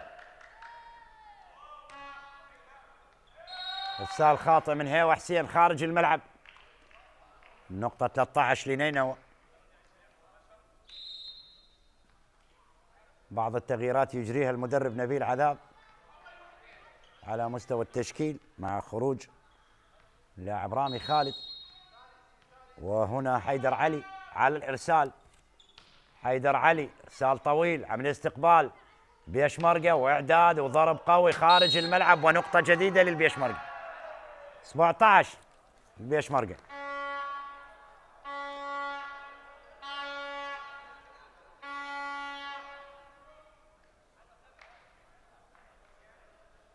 سبعة 13 البيشمركة على حساب نينوى. أسو عادل، استقبال، هنا الإعداد، هنا الضرب القوي، تعود من جديد عملية إعداد لفريق البيشمركة، تعود لعبد الله أنور، ضربة الشبكة، صراع ما بين لاعبي البيشمركة ونينوى. كل فريق يريد أن يحسم هذه النقطة. البيشمركة للابتعاد ونينوى يقلص من خلالها الفارق.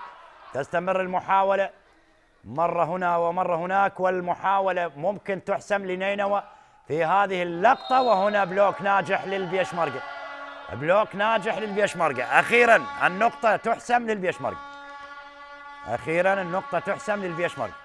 18 13. لأول مرة الفارق يصل إلى 5 نقاط،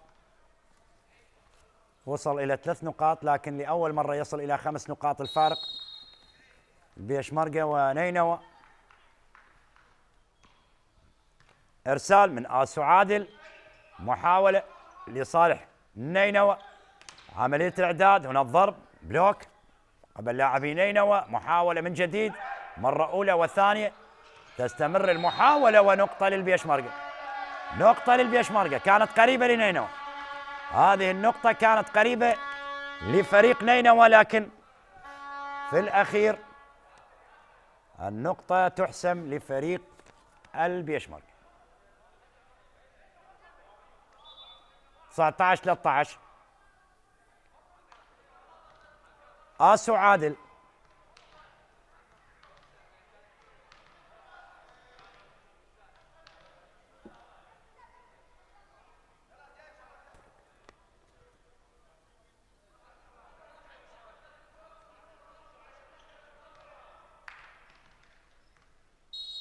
آسو عادل على الإرسال، محاولة الإرسال، إعداد، ضرب قوي، وبلوك ناجح لفريق البيشمركة. الأمور تقريبا حسمت. 20 13 الفارق 7. أصبح الأمر صعب جدا على فريق نينوى والعودة، لذلك ماضي فريق البيشمركة نحو 3 نقاط، وأول انتصار في مباريات المربع الذهبي. هذا آسو عادل، وإرسال منخفض، وإرسال صعب على لاعبي نينوى، وبلوك ناجح آخر، بلوك ناجح آخر لفريق البيشمركة. 21 13. 21 13.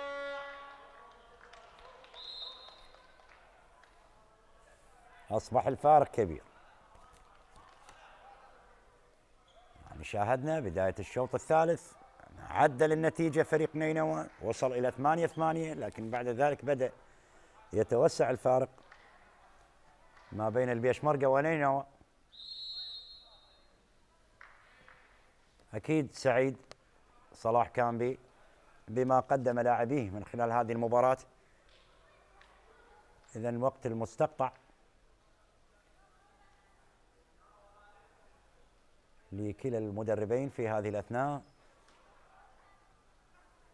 ممكن عودة الأمور إلى طبيعتها بالنسبة للمدرب نبيل عذاب مدرب فريق نينوى، وأيضا البيشمركة، والاستعداد للمباريات القادمة.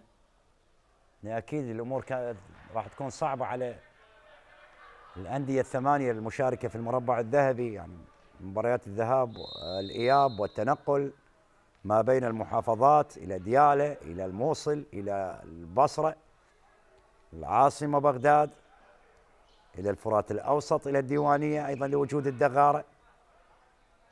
يعني راح يكون التنقل صعب خلال هذا الموسم، على اعتبار أن نظام الدوري خلال هذا الموسم يقام على نظام المرحلتين، ومن ثم الذهاب إلى مباريات البلاي أوف، عكس المواسم الماضية اللي كانت تلعب بطريقة التجمع. محاولة لنينوى، خارج الملعب، خارج الملعب. النقطة 22،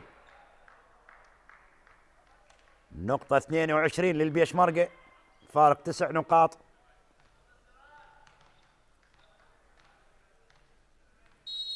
فارق 9 نقاط. اسو عادل، ارسال من اسو، عمل استقبال نينوى، محاولة الضرب بقوة لكن سراج اعادها.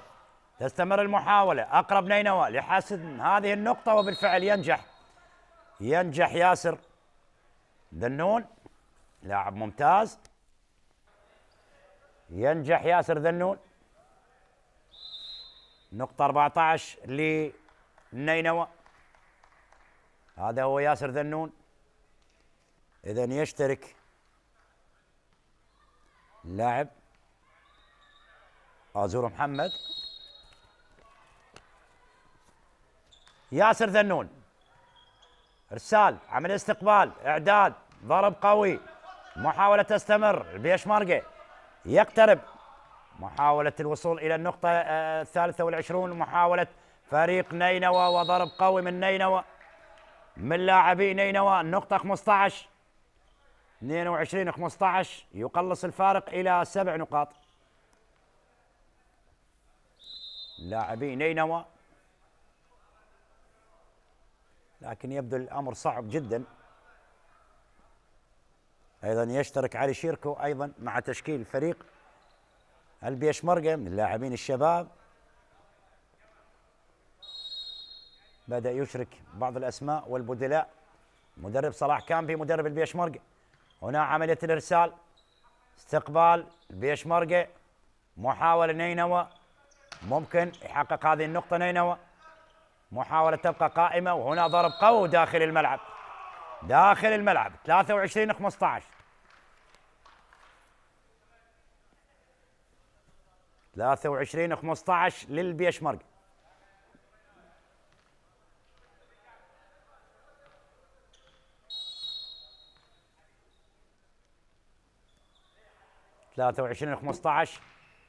هنا ارسال طويل لكن بعيد الى خارج الملعب. 23-16،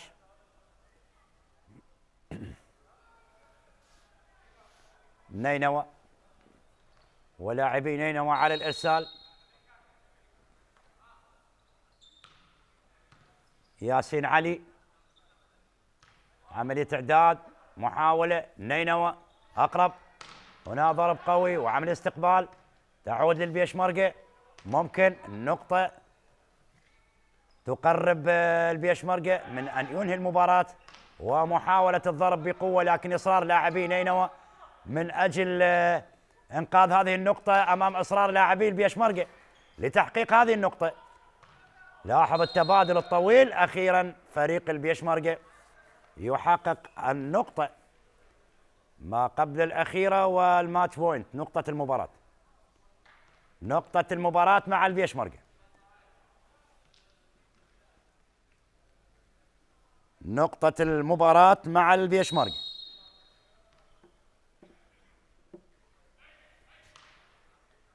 عملية الإرسال، استقبال، إعداد، محاولة وخلاص. البيشمركة ينهي المباراة بالتفوق على حساب نينوى في الشوط الثالث 25-16 بعدما أنهى الشوطين الأول والثاني 25-12 25-15 25-16 في الثالث. وإذا فريق البيشمركة يحقق انتصار الأول له من خلال المباريات المربع أو دور ربع النهائي، وبعد الخسارة أمام الشرطة 3-0 يحقق الانتصار على نينوى 3-0 في هذا اللقاء. ونينوى خسارته الأولى بعد انتصار الأول على المقدادية 3-2 يخسر أمام البيشمركة الآن 3-0. أحبتي نلقاكم إن شاء الله في مواعيد جديدة مباراة قادمة. تقبلوا كل التحيات مني معلق المباراة جمال الدراج.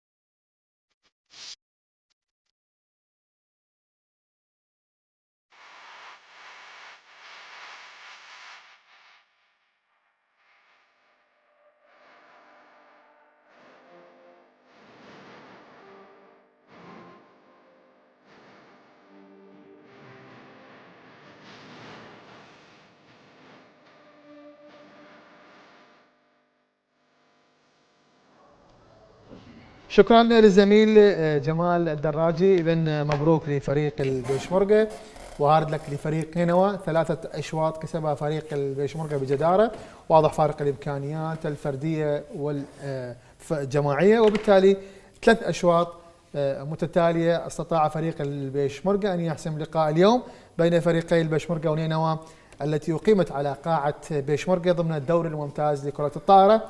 عودة مرة ثانية للكباتن في الاستديو، كابتن رياض خليل وعمر سعيد. دكتور رياض، مباراة كانت من طرف واحد فريق بيشمركة، واضح الفارق الإمكانيات بكل المراكز يعني. والله أكيد المستوى اللي شفناه حقيقة هو أكثر شيء فريق ممتاز بنقطة جوهرية، هو طبعا خبرته الموجودة، وزادا الانسجام الواضح بين الفريق موجود. ونلاحظ هناك ضعف واضح في فريق نينوى. طبعا اللعب كان لعب تقليدي جدا، ممتاز بأي لعب، تنوع باللعب من خلال أول شيء موضوع الإرسال، موضوع حائط الصد، موضوع الإعداد. يعني مثلا اللعب السريع ما كان موجود نهائيا، مفقود مفتقد. الشغلة الأخرى اللعب الخط الخلفي كان ماكو لمسات من لعب الخط الخلفي نهائيا، ما موجود. يعني هذا دلالة على ماكو فد شيء يمتاز به الفريقين. الشغلة الأخرى حتى التنويع بالإرسال، الإرسال كان رتيب جدا للفريقين، يعني مو ذاك الإرسال يكون مؤثر بحيث يأثر على الفريقين. الشغلة الأخرى هنا اللاعب المعد أو اللاعب الرافع نسميه ما عنده أي فد خطوات أو تنويع باللعب يسوي من خلال اللعب السريع، اللعب خط خلفي من رقم 2. كان أكثر هجوم مركز على مركز 4، وهذا طبعا ولد إلى لعب رتيب وبنفس الوقت لعب تقليدي، مما سبب ضعف مستوى الفريقين. الشغله الاخرى حتى تفاجئنا النقاط قليله جدا استاذ، مثلا النقاط على 13 على 15 على 16، يعني ماكو فد روح تنافس بين الفريقين، مما ولد فد فجوه كبيره بين الفريقين. وهذا طبعا دلاله على الفريق ما عنده تمرين واسع يقدمه بشكل صحيح، لانه الفريق اعتقد فريق نينوى يحتاج الى ممرن وليس هيد كوتش، ممرن بحيث يعد الفريق بالشكل الصحيح من خلال برامج تدريبيه الى العاب اخرى تبتدئ بالمهارات الاساسيه، المهاره الارسال، مهاره الاعداد، هذني عنده مفقوده شفتها ما عنده يعني حقا هالشيء. الشغله الاخرى اللي شفناها حقا لمسناها، انا شفت الفريقين من خلال احمائهم ما ذاك الاحماء الكافي، فذاك اشوف فريق نينوى كان ضعيف جدا، حتى يعني اداء مو ذاك الاداء، لان واحده من الاسباب مهمه هي موضوع الاحماء. شنو علاقه الاحماء الاحماء كلش مهم، الاحماء باتجاههم. الاحماء اول شيء حيسوي لك شغله مهمه جدا، يخليك بالفورمه، يخليك بالفريق، يعني يخليك ويا مستوى اللعب. الاحماء يبعدك من الاصابه، الاحماء يؤديك الى التناسي بين انت فريق يكون ضعيف تنافس فريق المنافس. فذاك حتى الفريق حقا من خلال خبرتي انا كمدرب كمشاهد كرجل اكاديمي اشوف الاحماء هم الدور مهم لهم. فانصح الاخوان في الهيئه الاداريه في نادي نينوى والمدرب الاخ العزيز يكون هناك اعداد بشكل صحيح، وعنده فتره زمنيه يقدر يصلح بعض الاخطاء، يقدر يوصل مرحله الفريق الى مرحله اوتوماتيكيه يقدر ينافس الفرق، وان شاء الله بالسلامه هذا الموضوع ياخذ على عاتق المدرب. اكيد. دكتور عمر، ايضا بالنسبه لي مباراه بشكل كامل مثل ما ذكر الدكتور مفتقده الى الامور اللي احنا لازم تمتعنا كمشاهدي كره السله، من ناحيه تدوير المراكز، من ناحيه الصانع، من ناحيه عفوا الرافع، يعني حتى الكابس ايضا ما شفنا هاي الاثاره اللي احنا متعودين عليها في كره الطائره يعني. نعم، بدايه نبارك للاخوه في بيشمركه وهارد لك لنينوى. هو كنا احنا بدايه انه وصول فريق نينوى الى هذه المرحله هو انجاز بحق ذاته، بس هذا ما يمنع انه الفريق يؤدي. يعني الفريق هذه ثالث مباراه للفريقين، طور نفسه، جاب لاعب محترف، صح عنده اصابات وانما يعني ما نعرف شنو ظروفهم. فريق طالع من فوز، فريق البيشمركه حقا استفاد من هذا الاسبوع اللي احنا قلنا كل اسبوع مباراه، استفاد بشكل جيد جدا، يكاد يكون افضل فريق استفاد من هذه الفتره ما بين المباراه الاولى والثانيه. طالع من خساره بملعبه امام نادي الشرطه، قدر يلملم وضعيته، قرأ المباراه بصوره جيده جدا، بحيث لو نشوف هسه الفرق صح، هو نسبه الفريق يعني كان في مو مستوى نادي النواب، وانما تباوع 21 9 25 12 25 14 25 16 الشوط الاخير.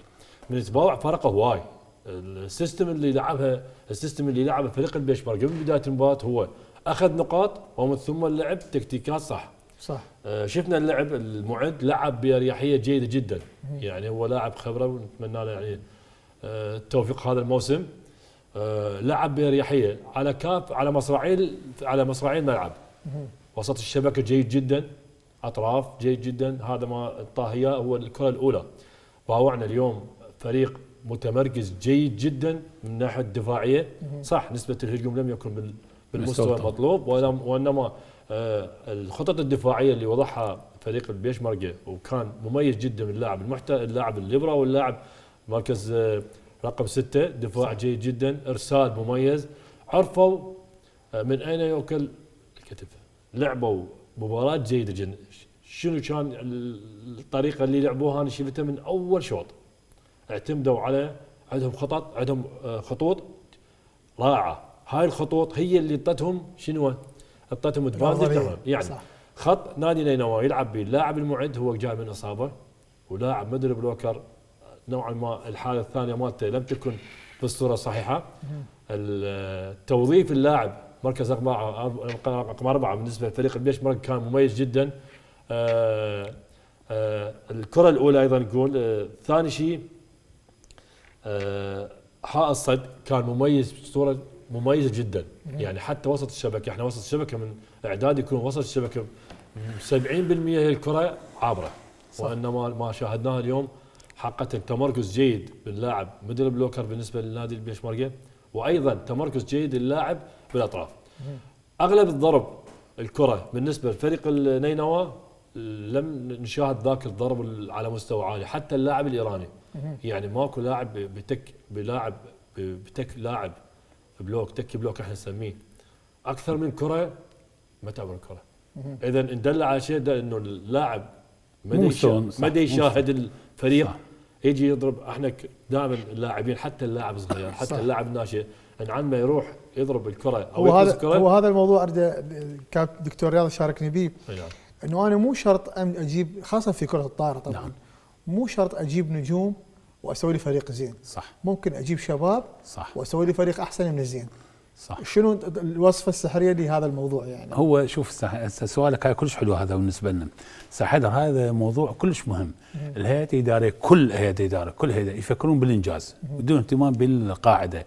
يقول لك انا اريد افوز، شلون ما كان اجيب الفريق افوز؟ هذا طبعا هي نظريه مخطوئه وفلسفه مخطوئه 100%. اتمنى على الهيئات الاداريه تفكر باعداد فرق رياضيه بشكل صحيح، تنظم فريقها من 3 سنوات الى 5 سنوات، وذاك الوقت اقعد احاسب المدرب، احاسب الهيئه الاداريه، احاسب المشرف الفريق. فاتمنى من هيئه اداريه يفكرون بالمستقبل، لا يفكرون حاله انيه. انا شنو الفائده جبت لاعب محترف بمقاسه دكتور عمر مو ذاك المستوى، خسرت عليه جنبه ماليه، خسرت لاعبين من عندي من العراق، خسرت من محافظتي اقدر اسويها اسميها. انا لاحظت شيء مهم استاذ حيدر، لو تلاحظ بالمباراه شغلتين مهمه جدا، وقت مستقطع كان دون المستوى المطلوب. صح. وموضوع تبديل لاعبين، يعني ماكو ذاك طبعا الفريقين بالمناسبه الفريقين يعني مقتطع بامور جدا مهمه. اول شيء لازم نصلح الفريق، لازم نعطي توجيهات، لازم اوضح امور للفريق شو يسوي ما يسوي. شو هذا خصم مستقطع قاعدين بس يسولف، دخل الفريق كل شيء ماكو، بقى مستمر على النتيجه وبقى مستمر على النقاط ونفس الاخطاء سواها ورا نفس الاخطاء استمر، نفس الاخطاء سواء الفريق هذا والفريق هذا. صح. النقطه الثانيه موضوع التبديل استاذ، من بدل اللاعب لازم يكون لاعب ابرز، يكون لاعب يعوض لي، لاعب يكون دون المستوى المطلوب، لاعب اوجه اقول له وين تضرب وين تسوي شو تسوي. هاي طبعا اليوم مع الاسف اليوم مفقوده مع الفريقين. فنتمنى من الفريقين سواء المدرب بشمرقه الاخ صلاح والاخ المدرب في نينوى ياخذون هذين نقطتين جوهريه، بانه فلسفه اللعب معروفه لازم قدام الفريقين، انا شنو وقت مستقطع، شنو واجباتي، والتبديل شنو واجباتي. صح. فاتمنى عندهم هذا الموضوع ياخذوه بنظر اعتبار بالشكل الصحيح. اكيد. كابتن عمر هي حتى المباراه ما شفنا فيها جهد عالي، يعني يمكن اللاعب لهذا السبب تقول مثلا الاعمار يمكن ما اثرت عليهم باعتبار انه ما بيها جهد عالي. صح. مباراه صح. خلينا نقول على المريح. صح. نعم بس احنا نشوف معدل اعمار الفريقين يعني حتى فوق ال 29. يعني ماكو واحد عمره 22 سنه او 23 سنه. صح. يعني لو نجي هسه كاعمار يمكن هذا احد الاسباب اللي خلت المباراه نعم. يعني هذا الشيء الاخر يعني ما شفنا في التكتيك يدل على انه الفريقين جايين ينافسون. وهاي ماكو روحيه يعني منافسه. يعني الفريقين مجرد جاي يلعب اللي توفق مشى اوكي، ما شفنا ذاك التكتيك العالي، ما شفنا ذاك يعني الفريقين ما شفنا من عندهم روحيه باستثناء البيشمركه نوعا ما لان كان فريق في يومه. الفريق لا فريق صار له فتره طويله مع بعض. نعم. منسجم. ثاني شيء الفريق هذا نفس العام كان موجود باستثناء علي طه طلع وجه اللاعب اسو. شفنا فريق ململم اوراقه بالشكل صح 10 على 10. الكره الاولى هذا الطريحيه للمعد انه يلعب على مصراعيه، يعني مثلا شفنا مره مرتين طب 4 يعني شاف البلوك راح هناك. يمكن لسبيل الذكر الموسم الماضي كان اللي عنده هاي المميزات هو فريق اربيل باعتبار انه كان اعمار متقاربه. صح. وين وصل؟ يعطيك انطباع انه اكو فد اثاره اكو فد قوه. اربيل العام وين وصل؟ لعبه نهائيه هو الغاز. صح. اللي يفوز ياخذ الدوري. احنا هي القاعده اقول لك يا دكتور انت مو شرط تجيب لاعب صح. سوبر. صح. لاعب شاب بامكانيات. هو الشاب يكون العفو دكتور عمود يحكي، هو اللاعب يكون متعطش شاب. صح. يكون متعصب صدقني ويكون عنده اندفاعيه اكثر. اهم شيء عنده مميزات جسمانيه. احسنت. فاللاعب هذا الشاب يكون اندفاعي عنده يعني بحيث اثاره بداخله، يقول اريد العب شلون ما كان العب، ما عنده ما يهمه النقطه. طيب. قدر ما اللاعب المتقدم. طيب احنا راح نبقى نشكركم على هاي المباراة، راح نبقى على المباراة الثانية ان شاء الله. اذا احبتي المشاهدين مستمرين معكم في نقل الدوري الممتاز لكرة الطائرة. سنعود مرة ثانية بعد هذا الفاصل لتكملة مباريات، راح ننقل لكم مباراة الشرطة وغاز الجنوب. الى ذلك الحين استودعكم الله.